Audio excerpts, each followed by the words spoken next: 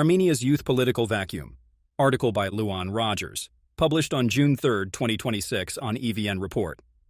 Yerevan was a freshman at Yerevan State University when the Velvet Revolution started in April 2018. A budding political activist, he participated in mass walkouts and blocked streets with his fellow students. It was a formative experience for our generation, he recalls. Before then, we didn't believe that we could achieve anything like it. The Velvet Revolution, which mobilized tens of thousands of young people, represents the apex of youth political engagement in Armenia. In the 8 years since then, young voters seem to have gradually lost their appetite for mobilized political action. According to the latest IRI poll, 49% of voters between the ages of 18 and 35 describe themselves as uninterested in politics. As election day approaches, it seems that none of the mainstream political parties have managed to garner the support of Armenia's youth. Though Prime Minister Nikol Pashinyan currently leads the overall race, polling indicates that only 20% of his supporters are in the 18 to 25 category. The opposition parties have also struggled, with as many 42% of voters between the ages of 18 and 25 undecided ahead of Sunday's election. Voters under the age of 35 represent nearly 30% of Armenia's electorate, a sizable voting bloc that could help determine the outcome of the election if they choose to go to the polls in numbers. After the excitement of the Velvet Revolution, the outbreak of the 2020 Artsakh War quickly relinquished any sense of political optimism among Armenia's youth. The sense of collective uncertainty that followed derailed many young people's ambitions. After the war, people started to question if they could plan a life in Armenia, says Mobilization, who himself volunteered to fight. There was so much disappointment and uncertainty. Some of the participants of the Velvet Revolution faced blame for having indirectly contributed to Armenia's military defeat. Young people were villainized for their involvement in the revolution, says Yevgeny Paturyan, a political scientist at the American University of Armenia. They have internalized this and are now worried that they will make the wrong choice. In an election that has been framed as a choice on Armenia's geopolitical future, some younger voters feel paralyzed by the weight of that decision. Both the government and the opposition have presented doomsday scenarios in the event of victory for their opponents. Prime Minister Nikol Pashinyan recently threatened the possibility of another war if the opposition wins. On the other hand, Samvel Karapetyan of Strong Armenia has warned that 300,000 Azerbaijanis will move to Armenia should Pashinyan be re-elected.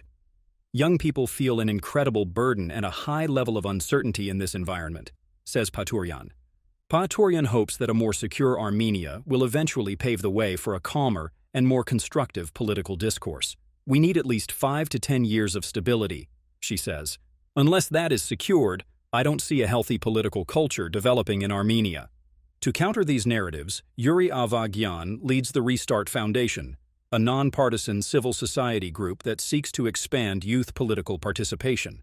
Though initially established to contest government control of student unions prior to the Velvet Revolution, Restart's mission has evolved over time. Our goal is to foster generational change in the leadership of Armenia, says Avagyan. We want to encourage young people to become more active in politics and public life.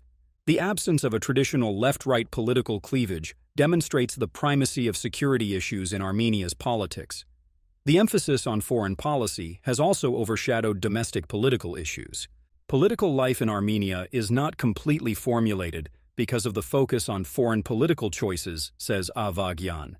No one wants to know if you're on the left or the right. It's more about whether you're pro-Russian or pro-Western. Restart recently hosted political workshops in which young people had the opportunity to directly interview election candidates.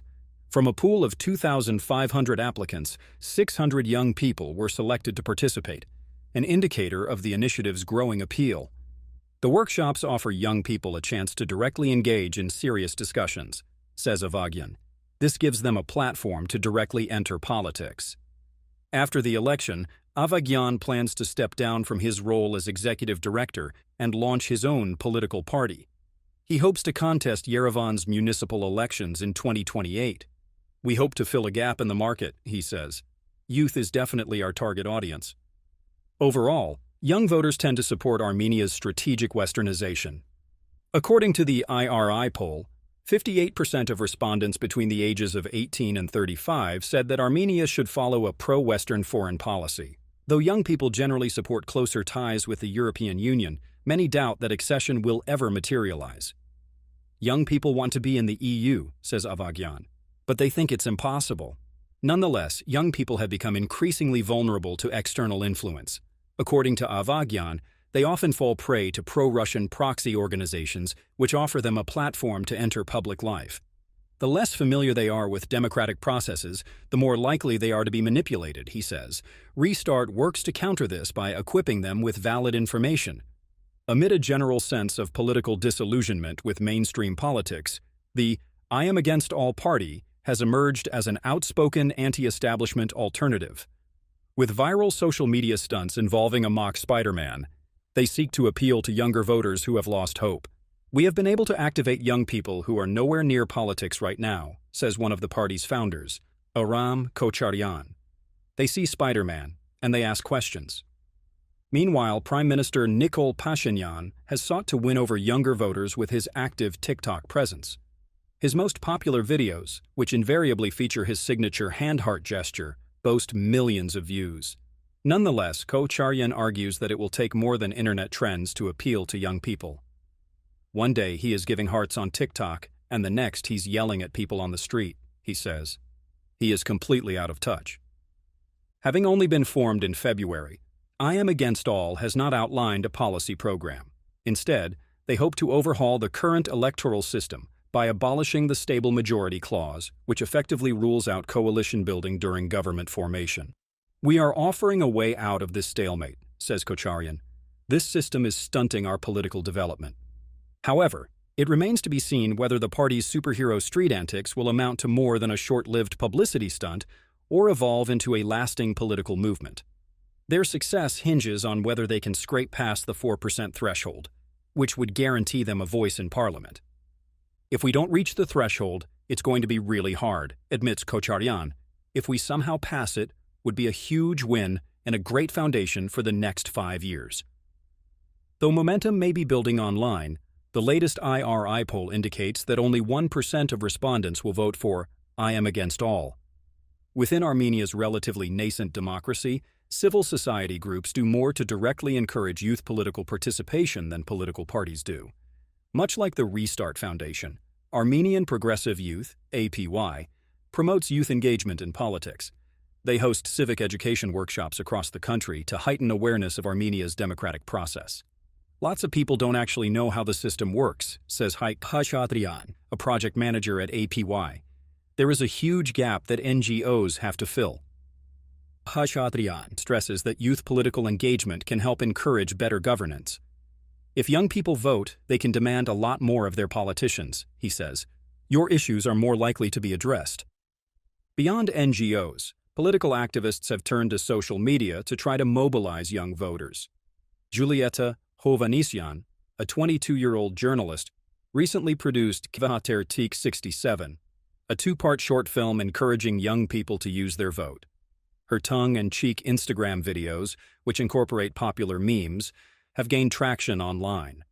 "The tone is jokey," she says, "but the message is serious."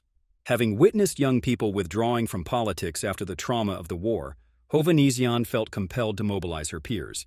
"People didn't want to know what was going on in our country," she recalls. "It was hard for us. We lost our friends."